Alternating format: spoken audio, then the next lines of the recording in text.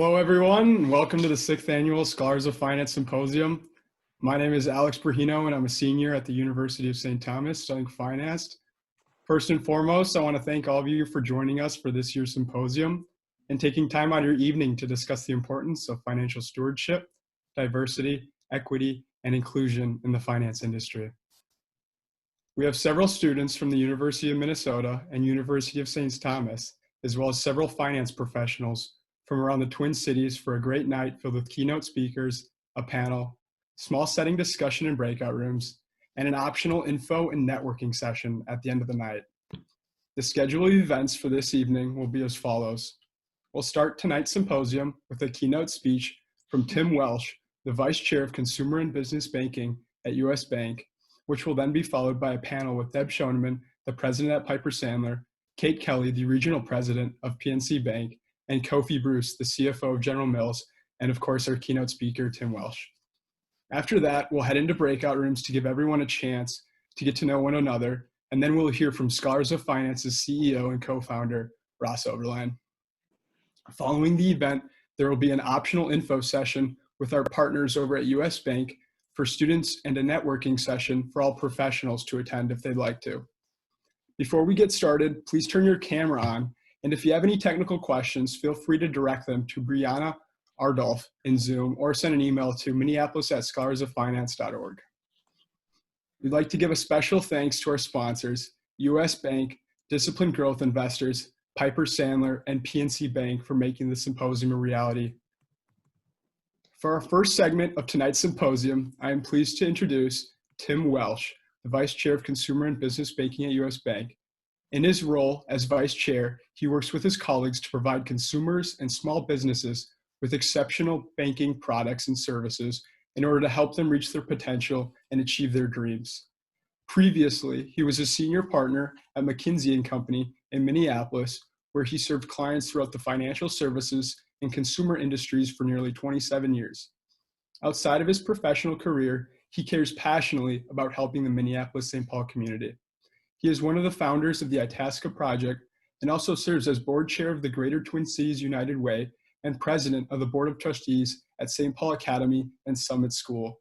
Without further ado, Tim Welch.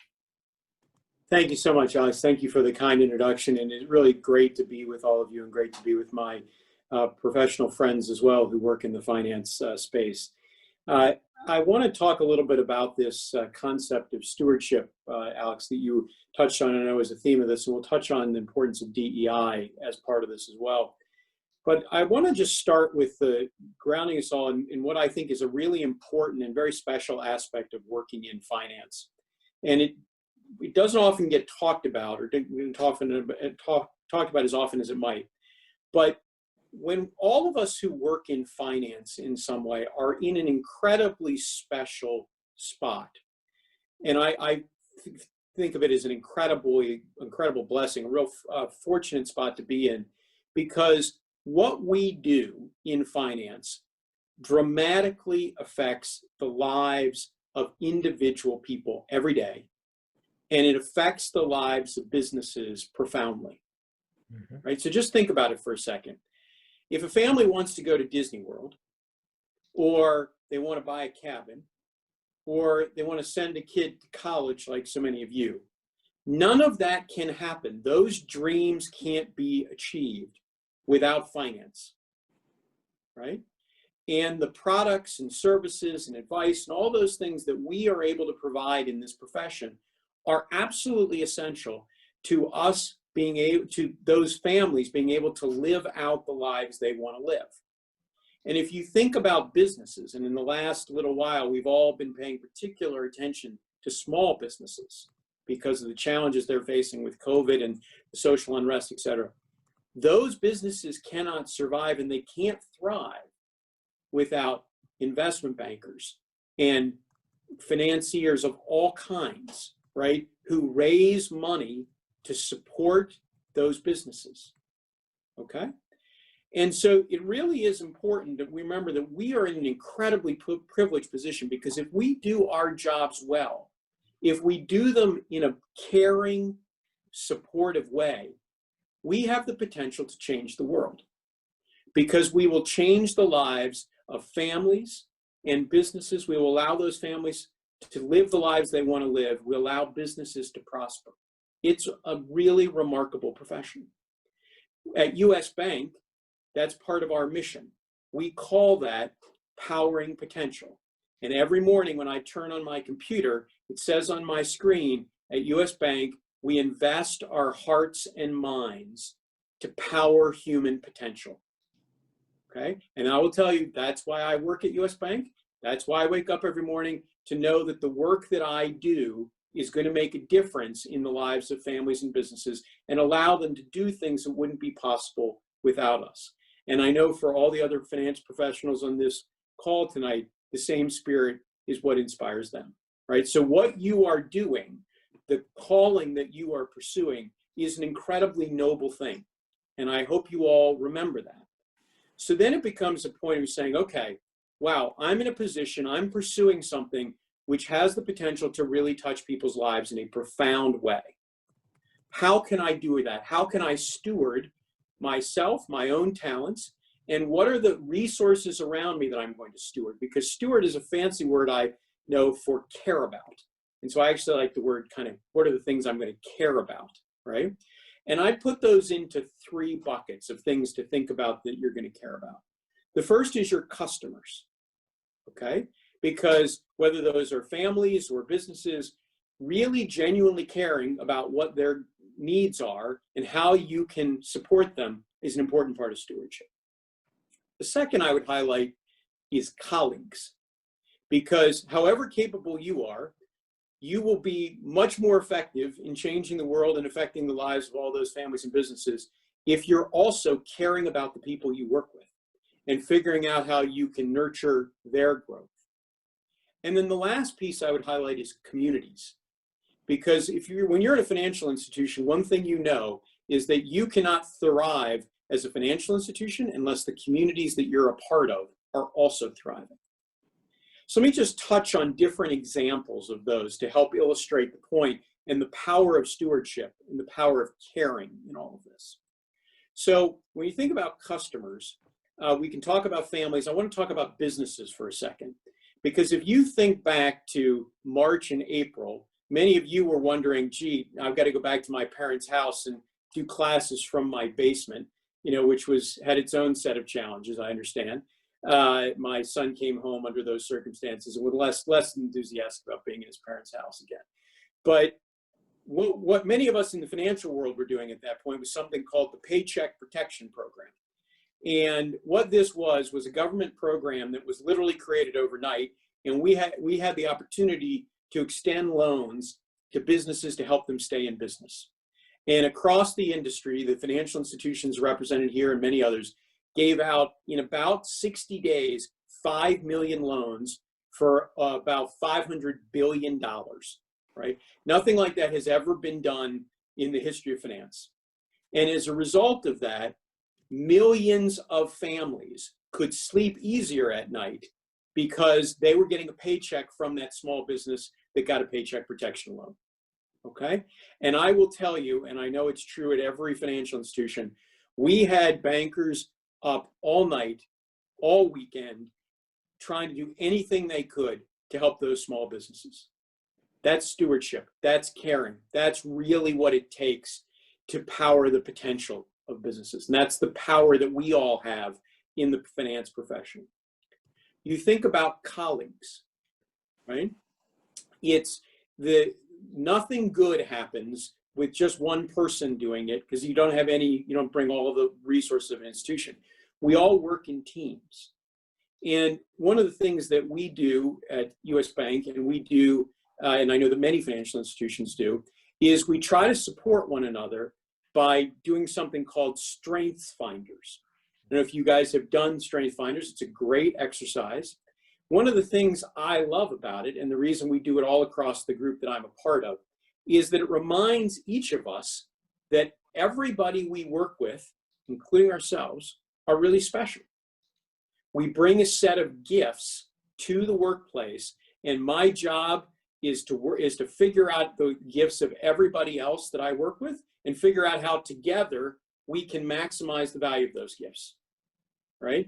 It's an incredibly wonderful thing, because I will tell you, and I suspect this is true for my friends who are in financial institutions, I wake up every day astounded by the gifts of the people around me. I'm just really blown away by the things that they are able to do. And I think to myself, my goodness, if I can care for them and they can care for me, how many more families and businesses will we be able to support? And then last, I touch on communities, because this is a huge part of what we all care about. And all of you who live in this community know what happened in May with the killing of George Floyd. You know how painful it was for all of us to watch what happened when our city was burning, right? But what was so inspiring after that is every corporation that I can think of, including everybody on this call certainly, came forward and said, this is not right. We cannot let this stand. We must do more. We must contribute now, and US Bank contributed over $100 million, and everybody else in this has contributed huge amounts of money, resources, whatever we could, right? So everybody said, this cannot stand. This is wrong. We care too much about our community. And we said we're going to work at this really hard for a long time. And what's going on right now, just one example, is all the foundations and DEI representatives of people on this call are working together across our community here to make sure that we hire and promote more African Americans, that we help start more businesses with African Americans and all people of color, right?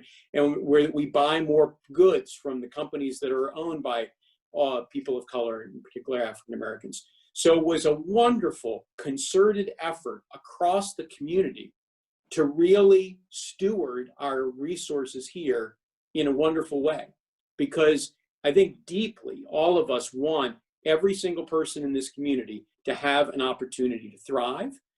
And back to our point as finance professionals, we are in a position to make that happen. So we're in an incredibly special profession because we can change the world. And we can care about our customers and our colleagues and our communities and make a profound difference. And so what I would ask each of you to think about tonight and subsequently is, does this really get you up in the morning, right? Does this get you excited? Because if it does, being in the world of finance, there's like no other place, right? This is a profound, wonderful opportunity, profound opportunity to make a difference in the world, right? It really is special. And then I would ask yourself, if it does wake you up, if you say, gosh, I am really passionate about this, then I'd ask you to think about, how are you going to really pursue that? Because sometimes people will say, well, gosh, I get that, Tim. If I'm a person who's working directly with customers, that's really easy for me to see. But remember, and that is true. If you are a sales professional in financial services, you get the benefit almost every day of powering that potential and seeing the light in someone's eyes go off when you've made a difference in their life. That's really special. But I will also tell you, if you happen to work in the risk function or the operations function or the technology function, you are playing a critical role, because that person who's out there with that customer can't make a difference without you helping them. And so no matter what your role is, I would encourage you to think about, how is what I am doing every day contributing to the powering of that potential and the living out the really wonderful aspect of this profession that we all are so fortunate to share. Because I think if you really do believe that this is the kind of thing that wakes you up in the morning and reasons get you excited, and you can remember every day, gosh, what I am doing, no matter what the role is in any of these institutions, what I am doing is changing somebody's life. I am allowing the family to live the life they want to. I am allowing a business to prosper. I'm helping a colleague. I'm supporting a community. If you can make those connections every day, you will find extraordinary meaning in this profession, and you will be energized throughout your many years. All of us on this call have been doing this for a long time and are passionate about it because we have that connection. We know that what we do every day makes a difference. And so I would just encourage you to think about that, find your own sense of meaning in this, because I think you will therefore be in a position to enjoy this kind of profession for a very long time and make a difference in the world that is much bigger than you ever imagined possible. So let me stop there. Thank you all for the opportunity to chat with all of you. It's really a privilege and to share this time with my friends and colleagues as well. But really a privilege to be with all of you. And I hope you are as inspired by this profession as I am, because I think it is a fantastic way to make a difference in the world. Thank you, Tim, for that wonderful keynote. Guys, if you could unmute your mic and just give Tim a round of applause. Sure, yeah. Thank you. Thanks again, Tim. We look forward to seeing you on the panel. Thank you.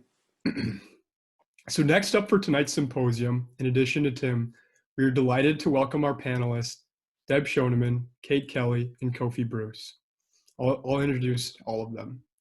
So Deb Schoeneman. Deb Schoeneman serves as president of Piper Sandler and is a member of the firm's board of directors. She joined Piper Sandler in 1990 in the accounting department and has since held several senior management positions.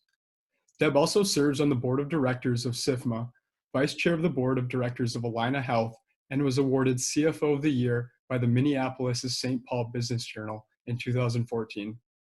She earned her bachelor's degree in finance from Minnesota State University, Mankato, and her MBA from the University of St. Thomas in Minneapolis. Go Tommies. Now I'd like to introduce Kate Kelly. Kate Kelly is the regional president for the PNC Financial Services Group. In 2008, Kate co-founded Minnesota Bank and Trust, and before that, she was the regional president for Bremer Financial Corporation and vice president at U.S. Bank. She also serves on several nonprofit boards, such as the Science Museum of Minnesota, the Minnesota Orchestra, and the Children's Theater. Prior, Kate served as board of directors and audit committee member for the Federal Reserve Bank of Minneapolis. And notably, in 2016, Kate was awarded the Women's Leadership Award by Twin Cities Business for her contributions in both her career and the broader community. Kate earned a bachelor's degree from St. Catherine University and her MBA from the University of Minnesota Carlson School of Management. Now on to Kofi. Kofi Bruce is the Chief Financial Officer at General Mills. He joined General Mills in 2009. Previously, Kofi served as Vice President and Treasurer of Ecolab and the Finance Manager of Product Development at Ford Motor Company. Kofi also serves on the board of LifeWorks Science Services Incorporated and was named to the Aspen Institute Fellowship in 2018. He earned his bachelor's degree from Stanford University and his MBA from the University of Michigan's Ross School of Business. And last but not least, we have our keynote, Tim Welch, joining the panel. Now please unmute your mics and join me in welcoming our panel.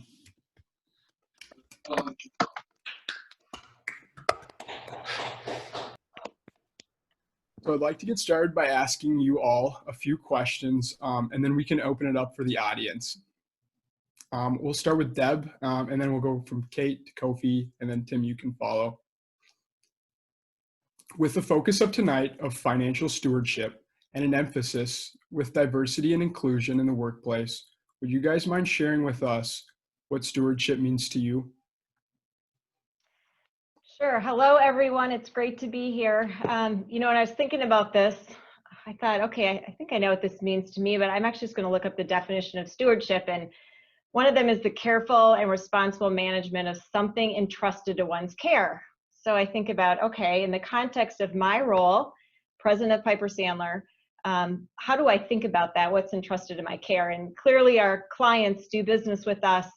They pay us revenues. We have that resource to use then to deliver for those clients, and I would say deliver for our communities, as Tim was just saying. So I'll just give two quick examples of how I think about ways to embrace stewardship in my role. So we're a human capital business. We obviously have to pay our individuals for producing the revenue that they produce, but it isn't just about the dollars. It's about how do they show up? How do they show up as partners and teammates? How do they drive that revenue? Are they focused on the transaction only, or are they focused, as they should be, on the relationship with the client and the long term? You know, thinking about what's good for that client in the long term.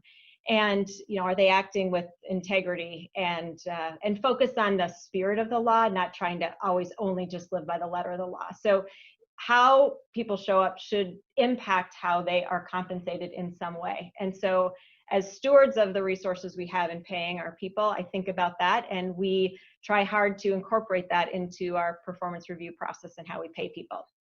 Second example, and this will tie into Tim's point about just the communities. So the firm generates profits. We're a public company. We absolutely need to do what is in the best interest of our shareholders. But I, as Tim just alluded to, believe that what's in the best interest of the shareholders is also what's in the best interest of our communities. And so we spend a lot of time thinking about how do we give a portion of those profits back.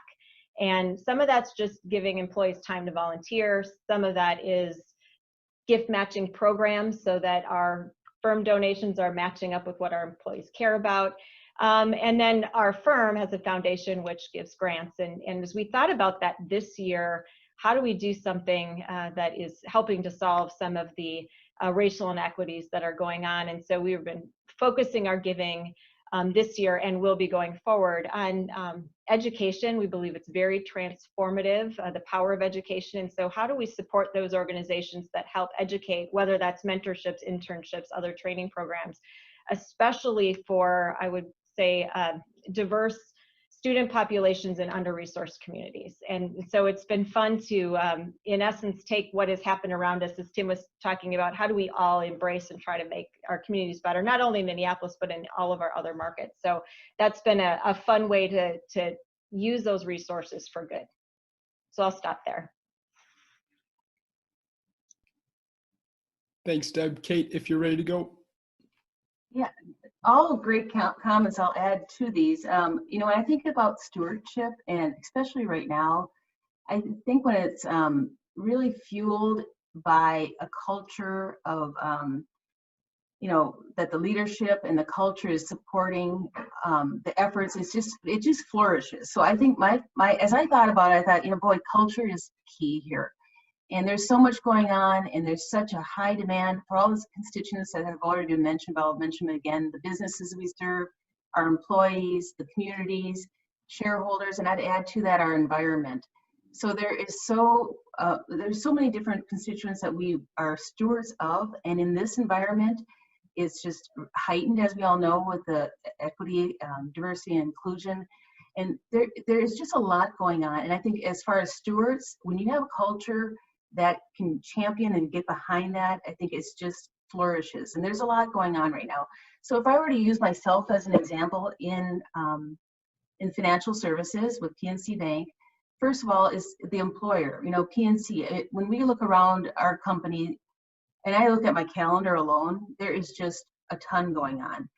Back in June, PNC announced a commitment of $1 billion to get at this anti-racism, inequity, and inclusion.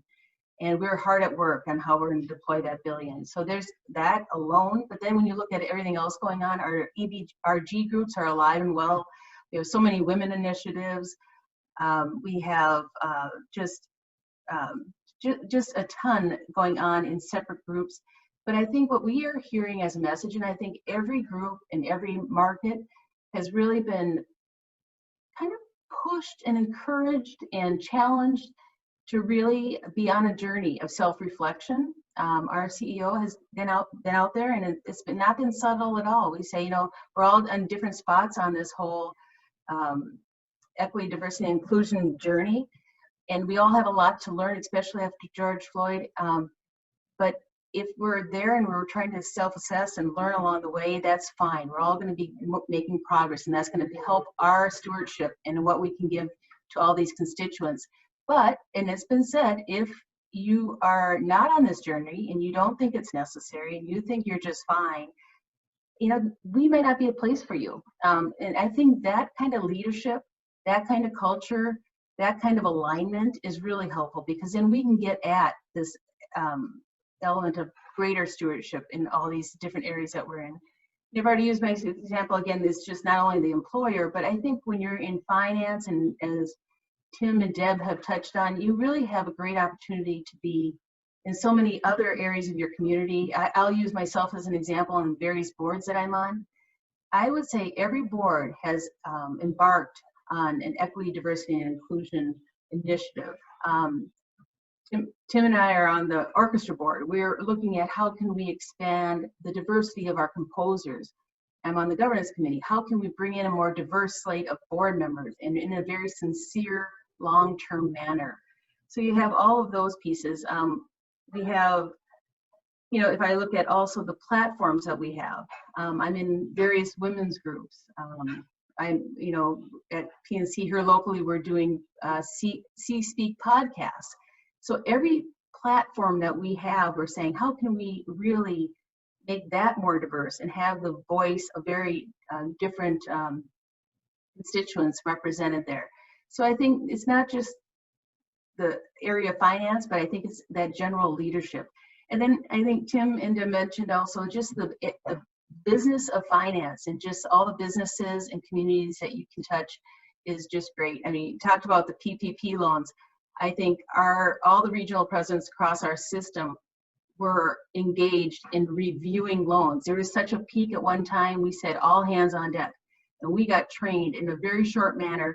And I was up till midnight processing loans. I hadn't done that in a long time, and I wasn't the best at it.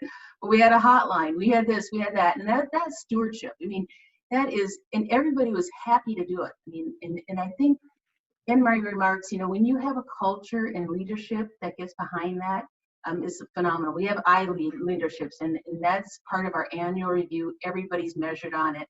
I think it's just extremely powerful. So that's what stewardship means to me, and how we can really leverage it, especially now. It's so important. Thank you. Thank you, Kate. Kofi? Sure. So I may be just a little apart from my peers on the panel in that I'm probably more on the client side as I work in a corporation. And so I am a user of the services that bankers and the financial institutions provide on behalf of and for the benefit of the shareholders of our company, our employees, and ultimately our consumers at the end of the line, because we are users of capital in the capital market system.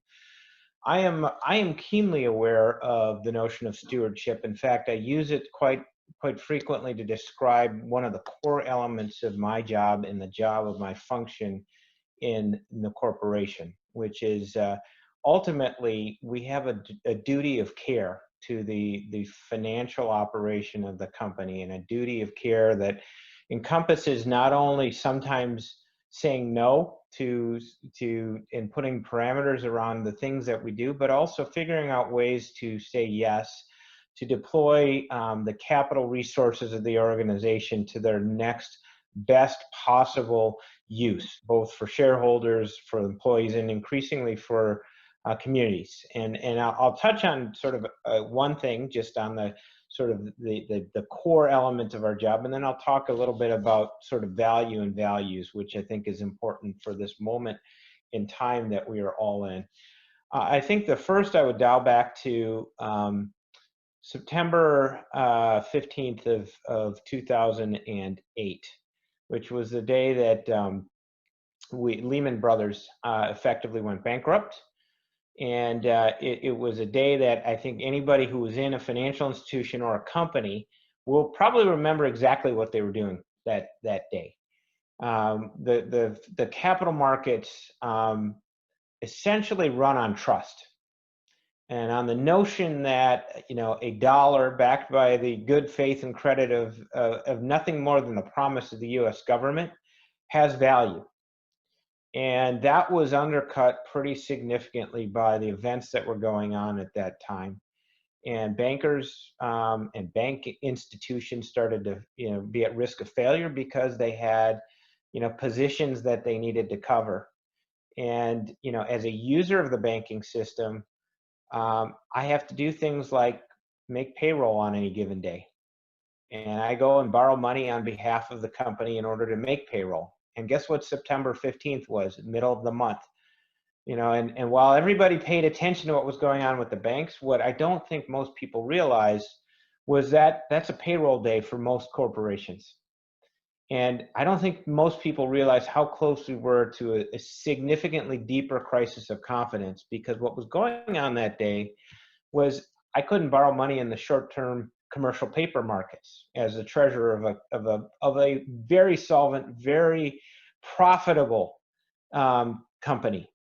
We were for a few hours potentially, functionally bankrupt, because if you can't get access to capital, it doesn't matter how much you earned last quarter. It doesn't matter what kind of credit agreements you have if the banks aren't in a position to honor them. And if you default on something like payroll, just imagine the ripple effects through the system. So, I think of stewardship in a very practical way. I'd encourage you all, just keynoting off of Tim's remarks, to think not esoterically. If you want to go into the financial system and work in banking, absolutely do that.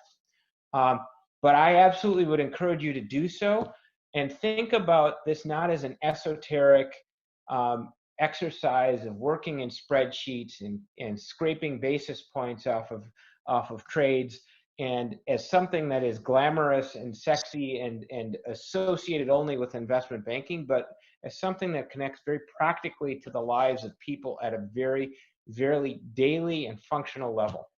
And if you can make that connection, I think you will always be better positioned to carry out your job of stewardship. So on to sort of the moment we're in and how it impacts finance. It is clear we are in a moment where companies are valued not only based on what they can produce and the shareholder value they can create, but also upon the values in which they imprint upon the world and the way they do their business. And, I think certainly George Floyd and the killing of George Floyd in our backyard shine a light on things that I, as an African-American male, know full well in this society. And frankly, I am still at some level, I'm going to admit, surprised by the level of interest, focus, and outrage, because this is something I've seen since, my earliest adult life, was punctuated. I was in college when Rodney King was beaten live on TV. So I see a straight line between that and all of the hundreds of incidents that have been documented between then and George Floyd. And I am surprised that this was the one that broke the dam. Not because I'm not surprised at not because I'm not shocked, but because I am not surprised at the event. And so, my challenge in this moment is, as a leader first of people and in an organization, to make sure that we don't let the moment slip because we have people's attention, and that we hold ourselves accountable for making it different, even as I deal with this as a human being who happens to be Black and male in this conversation, and in rare company, I might add, in a corporate C-suite, right? There are probably 10 Black, maybe 12 Black CFOs in the Fortune 500 companies, publicly listed companies, even today. So, there are numbers. These jobs can be lonely if you were Black. And then, I appreciate that there are voices other than mine bringing focus to this issue, because you can be lonely in a job like this if you are the only one speaking to this, because that's expected of you. So as a company, what I think is really important in this time is to actually lead with values. Kate talked about culture. I think culture is an articulation of the values of a company. The company's culture is super important. It's important, on an issue like this, that there is both humility and courage. And those two things are strange bedfellows, but the humility, in a lot of companies, to recognize that, gosh, our boardroom, our senior management ranks probably don't reflect a lot of the diversity of society, yet we have an obligation to speak out in conscience on this issue, and we may not be fully informed. And I think those things, you can't let that paralyze you from speaking out and then taking action, which I have been very encouraged by the Minneapolis business community. My boss, the CEO of General Mills, Jeff Harmoning, within less than a day of the George Floyd incident, had publicly gone out and made a statement. I didn't have to ask him. He didn't talk to me about it first. He went. And, you know, I can appreciate that as an African American, that creates space for everybody in the organization. There's value in the signal of white male CEOs, you know, even if they aren't impacted directly because they aren't Black, speaking out on an issue like this. And that is leadership. Now, he didn't always know what to say. He sometimes had to ask for input, but I think those things are part of the humility I'm talking about. And I would just encourage everybody, when you are picking an employer and you are picking a profession, don't think about it as picking a job. Think about it as picking a culture and an environment in which you will feel comfortable working, and one that will allow you to reflect the fullness of your humanity and your values. So I think as I think about my job as a finance professional in this moment, it's to be thinking about multiple stakeholders, right? I have shareholders. I have an obligation to them, but I also have an obligation to help the company connect and reflect its values back to the society and the communities it serves.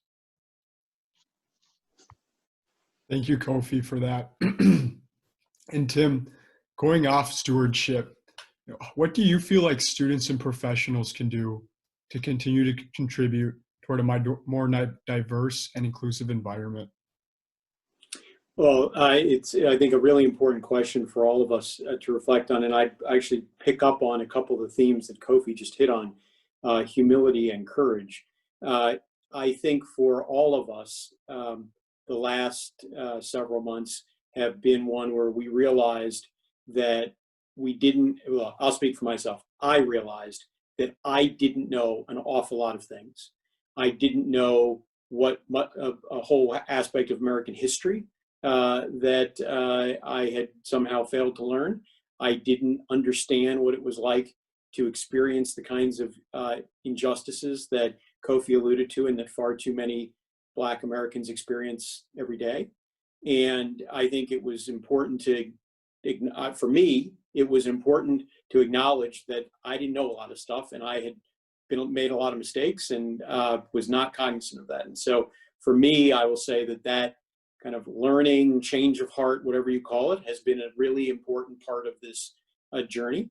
It has made me, I think, or at least I'd like to believe, a whole lot more sensitive to things that I wasn't as sensitive to before. And then I think another thing that has happened in our organization, because our CEO did the same kind of thing that Jeff at General Mills did, is that it opened up a lot of conversations that had never been had before. And that was very powerful. It was very powerful for me to talk to people who are African American who work in branches, because we have branches all over the country, and to hear things that I never imagined anyone would say to another human being, to hear those kinds of comments made based on race, right? And to have the kind of courage for those people to tell me about it, for me to listen, and for us to engage in dialogue, I think was really important. And so what I would offer in this, at least to start, is I think this is a personal journey. I think for me, it has been a personal journey of a lot of learning and a lot of admitting mistakes. And then it's been a lot of listening and making sure that I am really trying to both understand the perspectives of people whose perspective I wouldn't have fully understood before, and importantly, creating an environment where they feel comfortable talking about these things and they feel like they can bring their best self and their full self to work. So those would be at least a few thoughts to start with. Thank you, Tim. We really appreciate it. We want to give the audience a chance to ask questions. So to ask a question, you can use the raise hand feature under the participants. And if you're called on, just feel free to unmute yourself and just maybe tell us where you're from.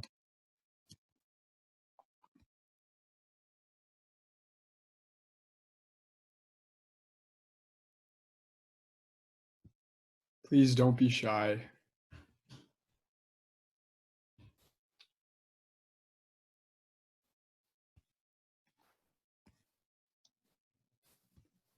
I see one from Drew Malachek. Drew, if you wouldn't mind unmuting your mic and feel free to ask away. Awesome. Thanks, Alex, and thanks to all the panelists being here tonight. I know I really appreciate it, and so do all the other students. I'm kind of curious, with a lot of people working remote, probably many of you still, how do you go about showing your employees and people who work for you your appreciation and reaching out to them, even though you're not, one floor away or a few feet away from them every day? And just like, I guess going on top of that, how do you reach out and make sure morale is high while working from home and being physically away from your colleagues? Do you want any of us to jump in, Alex? I'm happy to Yeah, start. I was just going to mention, feel free to jump in. That frankly has been one of the harder things for me. I am in the office. We do have a number of people in the office, but I'm used to traveling to our branches, going to New York, and in a matter of 3 days, touching base with all our employees in New York and Greenwich, and having that connection where they feel attached to the organization. So that is a big fear of mine around just the engagement. So, what do you do about it? It has to be more one-on-one. And so it's being disciplined, every day I'm trying to make sure that I've got a couple calls on my calendar that are just touch base and see how, people are doing.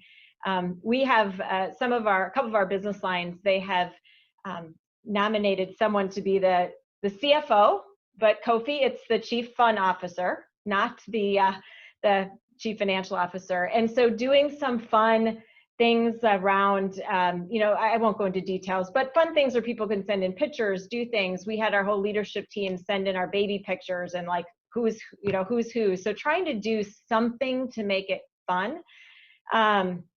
So that's a big piece of it. And then I think it's doing the little emails of recognition are more important than ever. Every day I can see who our top salespeople were in one of our groups that previous day. And so it's just shooting the little emails, and it's amazing what I'm getting back. Very long emails back because everyone's starving for that connection. So it's a tough thing right now, and you have to be super deliberate. Yeah, I'll jump in here. I am spending a lot, I used to love to do drive-bys. So I, just walk by somebody's cube, get out of the executive wing. And, I lost that almost immediately once we went into working from home. I've been working from home since late March. And so most of my tenure, because I've only been CFO since February of this year, believe it or not. And so the challenge has been, I'm sort of onboarding. I'm doing this all virtually, and I also hired a few people on my leadership team in this window. So there's just been a lot of virtual connection that needs to happen. So I'm spending a lot of time. I carve out a lot of extra time for one-on-ones. I'm doing a lot of videos to the function, written communication. And we're doing some of the same things that Deb alluded to. Nobody's been nominated to be Chief Fun Officer, but we actually have a team that does this kind of stuff. So we have a video challenge globally, where all of our groups kind of submit fun videos, and then there are prizes, mainly just bragging rights, but prizes and bragging rights for the best videos, and they're all just fun. And then we're doing a lot of virtual, like, town halls, touch points that are much less structured. And so if I think about what's had to change in our ways of working in this environment, it's actually being more comfortable, being less formal and less buttoned up, doing a few more conversations, say in a t-shirt and maybe a pullover, and actually being comfortable that people can see a little bit more of my humanity. And I think that has been really important, especially as we were working through June and July, when we both had kind of just still the shock and newness of COVID, and then the fallout from the killing of George Floyd. I felt it was really important. So we, with my leadership team, for example, spent an entire hour just, frankly, I had them do some reading, letter from Birmingham jail, a few other things that talked about the experience of our African-American employees in the workplace during an issue like this. And then I had people reflect on kind of what they took away, what they were processing. And, that was a that's not a kind of conversation you'd expect amongst finance professionals, but it was necessary. So those are the kinds of things that in this environment I'm doing to build and maintain connection. I'll just add to that a little bit. We're doing a lot of the town halls. We're doing a lot of the spotlight, as we call it, and peer recognition. It comes from every different direction possible, and then there's different points, and people can kind of accumulate and purchase things. So there are a lot of programmatic things that we're tapping into. The town halls and some of these other pieces are really focused on this listening and learning journey that we're all on. So that is just kind of ongoing and getting deeper, and more people joining those conversations than ever before. But the part I'd highlight, and I'm trying to do the same thing, just touch base with people. We have a lot of Zoom calls. We have fun things, especially coming into the holidays. Just how do we keep that alive and well? And it seems to change by every 3 weeks. You have to keep pivoting a little bit because people get sick of certain things, and then you have to, adjust. But whatever it is, just staying in touch with each other as a team. One thing I've really enjoyed doing, though, is connecting with clients. I've done a lot of things. I mean, ever since March, I've been out walking with clients or other community groups and just being outside. But now with winter and everything else, that gets a little more challenging. But I've sponsored various client events that are virtual. One was on ESG, and then we just had another one that we called Groupthink, where we brought CEOs and CHROs together just to talk about the challenges with their employees and what they're doing, to share all the similar ideas with each other.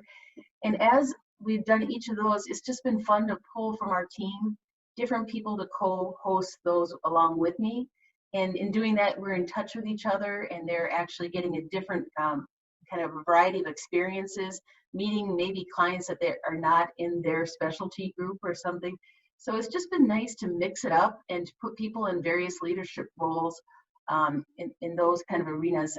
But otherwise, it's exactly what you've been hearing. It's just anything we can do to be in touch and keep the whole team engaged. And the ideas will keep flowing, and they'll be different in 3 weeks, So it's been challenging but enjoyable. All great comments. The only thing I'd add is, when you're talking to someone, take the time to ask them how they're doing. And when they say fine, ask them how they're really doing. Because in the current environment, nobody's fine. They may be having a good day. They may, they may be just trying to slough it off. But, just take a few minutes to ask how they're doing and share a little bit about how you're really doing also. Because that kind of human connection really makes a difference. Awesome. Thank you, guys.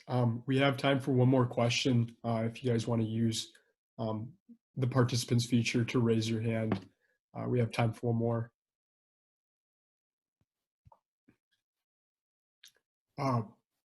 Ralph, I see that you have a question. Do you want to unmute yourself and go ahead? Thank you very much, and I enjoyed everybody's comments tonight. I think I'm the oldest person on this call. I'm 79 years old, and I've been in the industry 53 years. And I just want to say that in the 53 years, I've never met the nicest, the brightest, the most generous people. And I've been a strategist in Wall Street for many, many years. And I can say that what you're hearing tonight is such a wonderful commentary about what we can do for each other. And I just know from my experience that it is a fertile ground of very wonderful people who are committed to the industry, the subject, and to the quality of what they do for people. I just wanted to make that observation. Thank you. Thank you, Ralph. We actually I see a couple more hands up in the chat. Henvi, did you want to ask a question? Yes, I actually wanted to ask a question. First of all, all of your sharing has been really inspiring, and I'm glad I'm here. I literally thought this was gonna be boring and all that. And actually, two of you mentioned, I think it was Kate and Kofi, about the specific town hall thing, and also Kofi mentioned the important quality we should have is humility and courage. And echoing this month, value of Scholars of Finance, which is courage. And I actually have a question about that. So in professional setting, as an Asian person, like as a queer person, it's one thing that's really detrimental to me, like that actually hurts me every single day, every second, when I'm in a established, more white dominating setting, is white professionalism. And usually when I talk about courage, it's more about me speaking up against my discomfort when I in those situations. So this actually happened today. We had a town hall at my school job, and at college people think it might be progressive and candy dandy, all that, like fairy tales. But I was in a room with about 10 white women professionals in higher education. And the first thing came to my mind, I was like, statistically, half of you voted for Donald Trump, who's a famous racist, queerphobic, sexist person, and I'm sitting in this room with you. And I couldn't help. I just asked, who do you vote for? If you voted for Donald Trump, I'm gonna go home. I mean, but that's like more extreme example sometimes. So actually my question is, in those situations, in a more professional setting, if you will, if we're going to be in the finance world, from my understanding, people kind of value those kind of professionalism. And if we're talking about really get to know people's value and talk to people and know people's hearts, how does that really work? Or like what kind of work should still be done in those settings? Thank you. I have some thoughts both on a professional and maybe a more personal level. So I understand, I think, what the thrust of what you're grappling with, which is, how do I have this big difference from everybody. How do I talk about it, because it impacts the way you show up and do your work and your comfort being in the work environment. And there are a couple things. So first, from the company side, one of the things I think you can do as a leader in a company, and that a company can do, is create space for these types of conversations. It can't be all day, but there can be. We do this. We have what we call courageous conversations, and they are on topics exactly like this. What it's like to be LGBTQ in the workplace, challenges of, say, being African American, and we had one following the shooting of Philando Castile 4 years ago. We've had them on disabilities, and they're invitations to all. And the ground rules are that you are allowed to come, share, and encouraged to share, but also to listen. And I think the challenge on the other side is, I think in any space you go and work, you have to both be willing to extend grace, meaning allow people who maybe haven't walked your walk to make honest mistakes in the interest of honest discovery. And you have to also be willing to set aside maybe some of your prejudgment as well, because the reality is you're going to go to work and there will be people who voted for Trump, or who don't share your politics, or don't maybe understand your experience.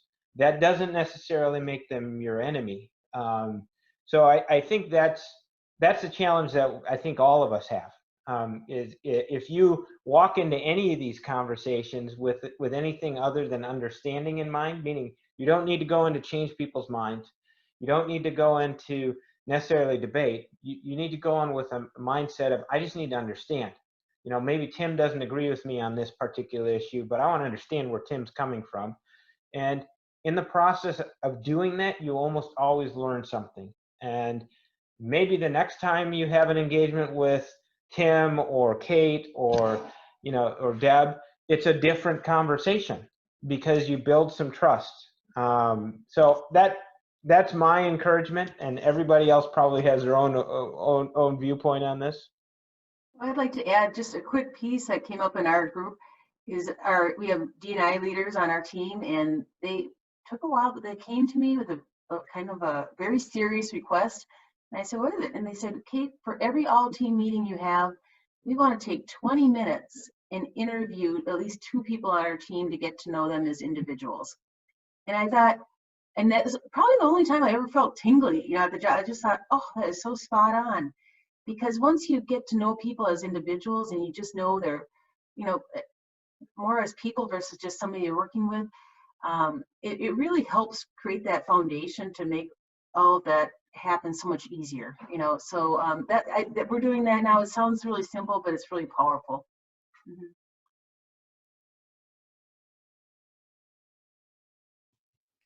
Envy, thank you for your question, and panelists, thank you guys for your deep thought out answers. Let's try to give all our panelists and people who ask questions a round of applause here.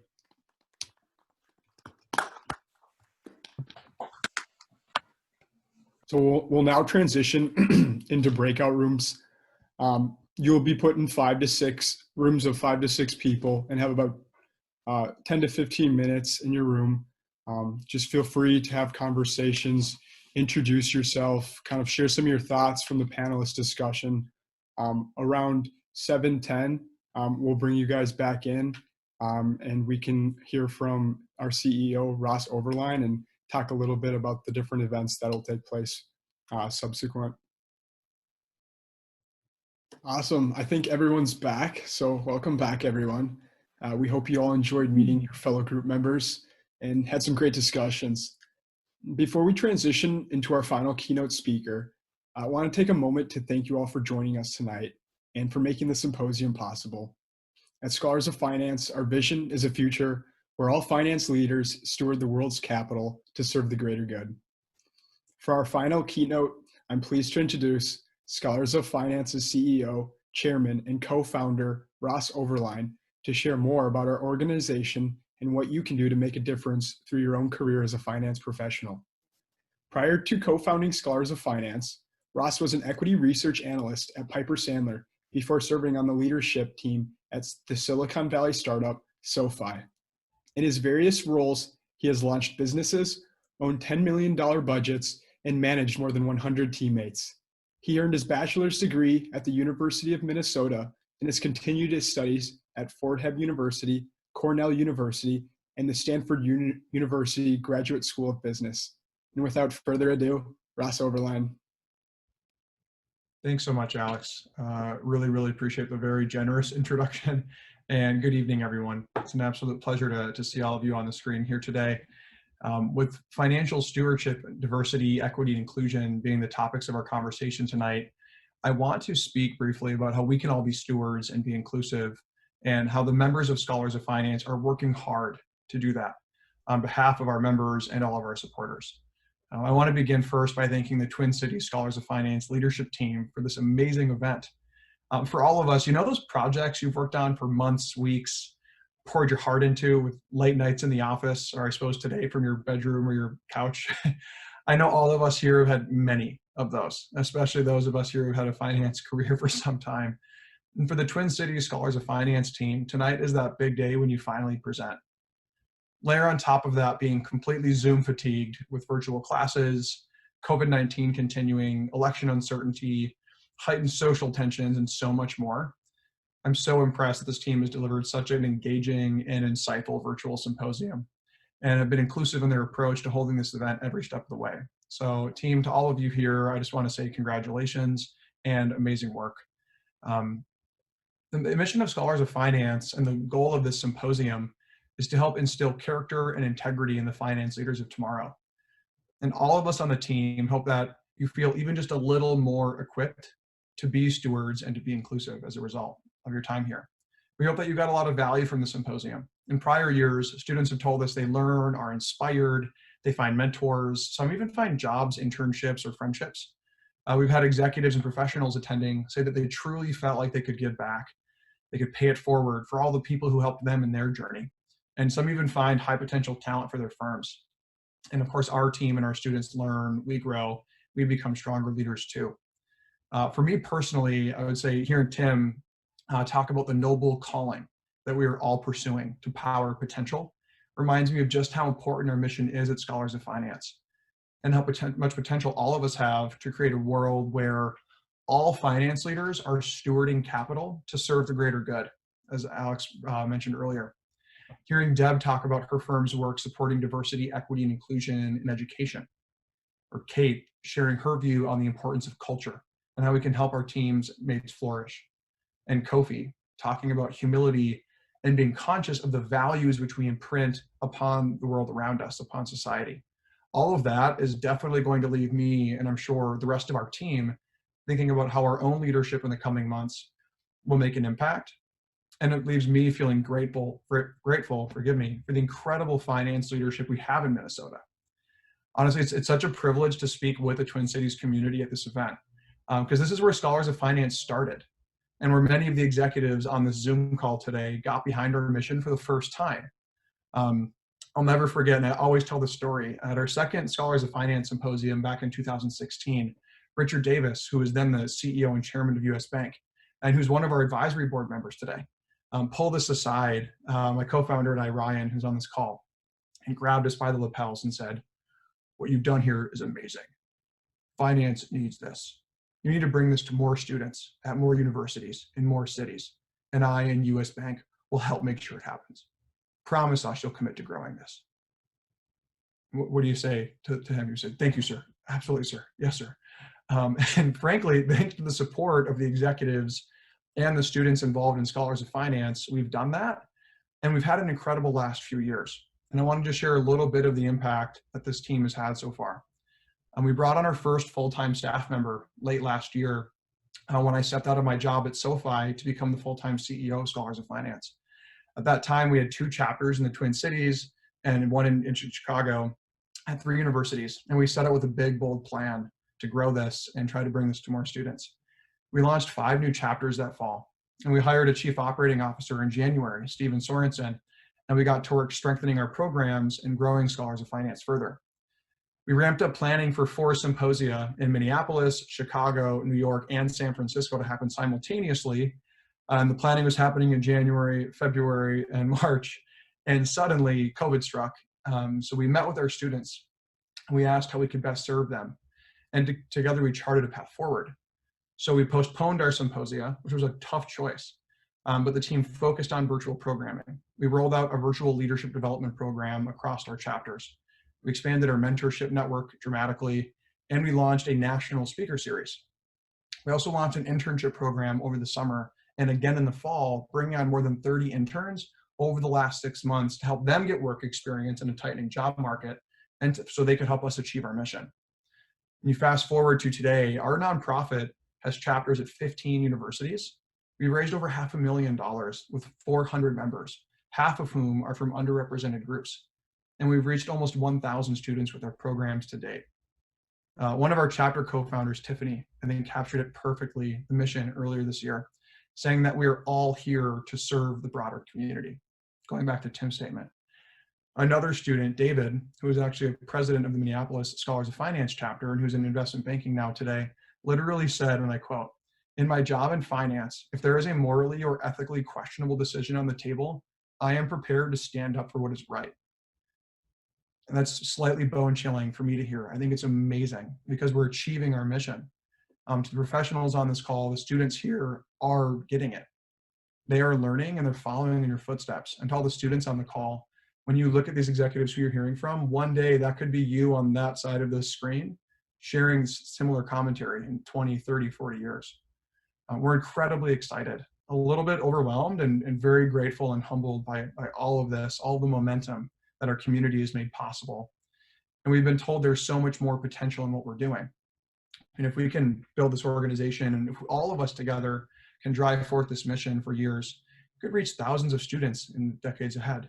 And in the coming decades could create a world where all of you, the students on the line now, you are the investors impacting how millions or even billions of dollars are allocated to solve problems, right? To make people's lives better, to power potential, right? To reflect important values onto society, especially for those who need it most. You could be creating equity, not only in finance, but in the broader world and in your communities through finance. And you could be leading day to day your teams and making investing decisions with a mission to make the world better and core values at the heart of your choices. Values like compassion, serving others, integrity, doing what's right. impact, doing excellent work, humility, knowing thyself, curiosity, knowing the world, and courage, acting boldly. Yes, those are the 6 core values of Scholars of Finance recited for anyone who has not heard them before. And I hope you'll take some time to go on our website. If I can direct you to any one page, it is the vision, mission, and values page of the website. Because to achieve that vision and the mission and to build those values into the financial system more broadly, all of us need to work together. It will require every one of us on this call to make that vision a reality. So I'd like to invite you to join us in that mission and in achieving that vision. Executives and professionals on this call, I want to invite you to become a mentor in our program. Sign up to become a mentor. Come speak to a chapter, or tell your friends and colleagues about Scholars of Finance and invite them to get involved. Now you can consider donating to Scholars of Finance so we can expand and achieve our mission. And at least I pray that you would come back to the symposium again next year. For students here, for those of you who are members, practice the advice you heard tonight and get more involved in Scholars of Finance. Step up as a leader. For those of you who are not members, I encourage you to apply during the next application season and join us in committing to upholding the values of integrity, compassion, courage, and the like in your careers ahead with us together. You can become a member of the leadership team one day even and help put on the symposium in future years, working with the executives that you've seen on the screen today. We'll follow up with everyone tomorrow to hopefully get you connected to the organization, whether as a member, mentor, speaker, or in some other capacity. And you can also check out our website if you'd like to get involved sooner. Before we close, I really want to say some final thank yous. I want to thank Steven Sorensen, our Chief Operating Officer, who's on this call today, for his leadership in our organization. I want to thank Ryan Quinlivan, our co-founder, who I think is a shining example of the leader we're all aspiring to become. I want to thank our advisory board, including Deb Schoeneman, Richard, John Taft, Andrew Duff, and so many others. And I want to thank our board of directors, Katie Lawler, who's on this call with us today, Carla, Nico, Ryan as well, for investing your time and talent and vision into this organization. I want to thank our speakers again, Tim, Deb, Kate, Kofi, thank you so much. I want to thank all of our executive table hosts for sharing your wisdom in the brief time that we all had in our breakout rooms. And I want to thank our donors and our partners like US Bank, our founding sponsor, and Piper Sandler, where Scholars of Finance all began, for investing in our shared future, for PNC and disciplined growth investors for your help making tonight possible as well. And I want to thank all of the students, SOF members, and those of you who are not members of the chapter for tuning in tonight.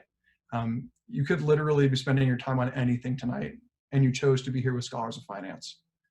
We're so grateful. Thank you for helping us achieve our mission at Scholars of Finance of inspiring character and integrity in the finance leaders of tomorrow. Our vision requires a massive team effort. And together, I think we can create a future where all finance leaders are stewarding the world's capital to serve the greater good.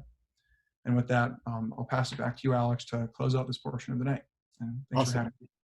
Thank you so much, Ross. Everyone, if you wouldn't mind, please feel free to unmute your mic and join me in giving Ross a nice round of applause.